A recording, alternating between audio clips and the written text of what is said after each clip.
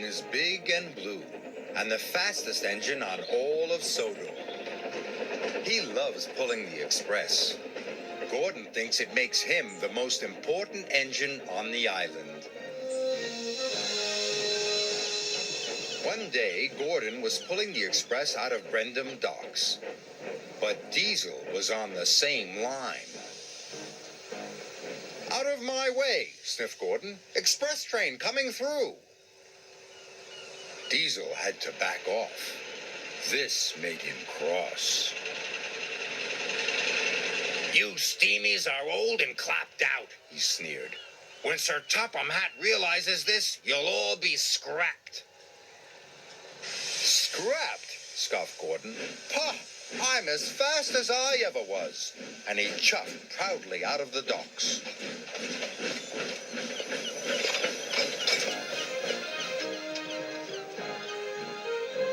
Gordon was speeding through the beautiful countryside. He was having a wonderful day. But then he heard a horrible squeaking noise.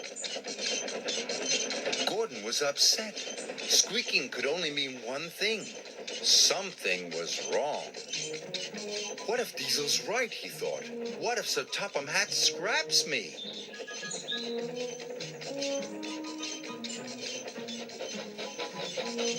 Gordon squeaked sadly up the hill. The hill was steep, and Gordon had to slow down. The slower he went, the quieter the squeak became. Gordon was delighted. "Aha," he said. "If I go slowly, no one will hear me squeak."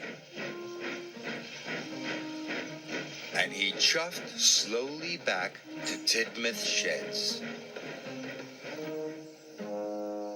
That evening, Sir Topham Hatt came to see Gordon. "Tomorrow is a very special day," he said. "I am taking some village children on a boat trip. You, Gordon, are to take us to Brendam docks. The boat leaves at 9 o'clock, so you must not be late." The next morning, Gordon waited for everyone to go. Then he puffed slowly away so no one would hear his squeak. Once out of the sheds, he started to pick up speed.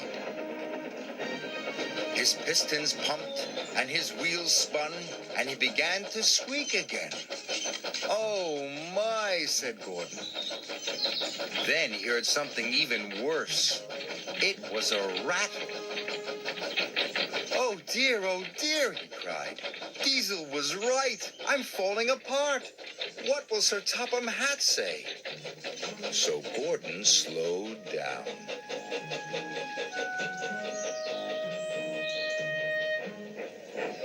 Gordon crawled slowly into the station to collect the children.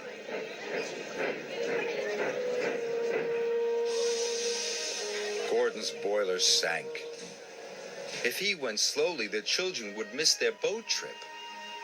But if he went quickly, Sir Topham Hatt would hear his squeak and his rattle. He'd know Gordon was wearing out and send him to the scrapyard. With the children safely on board, Gordon pulled slowly out of the station.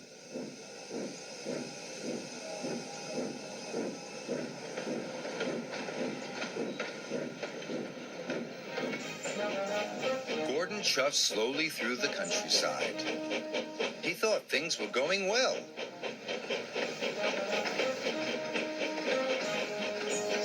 But Sir Topham Hatt was very cross. He spoke sternly to Gordon. "Why are you fooling around, Gordon?" he boomed. "You must go quickly, or the children will miss the boat, and that will never do." "Yes, sir," said Gordon sadly. "Remember," added Sir Topham Hatt, "you are the fastest engine on the island." This made Gordon feel proud. "This might be my last trip," he said, "but I'll get the children to their boat on time." His wheels turned faster. His pistons pumped harder. Must be on time, he puffed.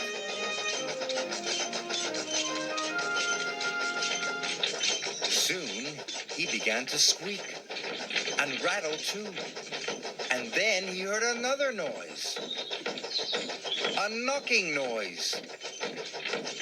But Gordon didn't care. If this was his last trip, he was going to go as fast as he possibly could.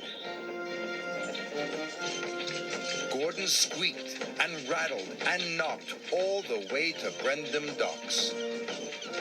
Salty and Henry were surprised. They had never heard an engine make such awful noises.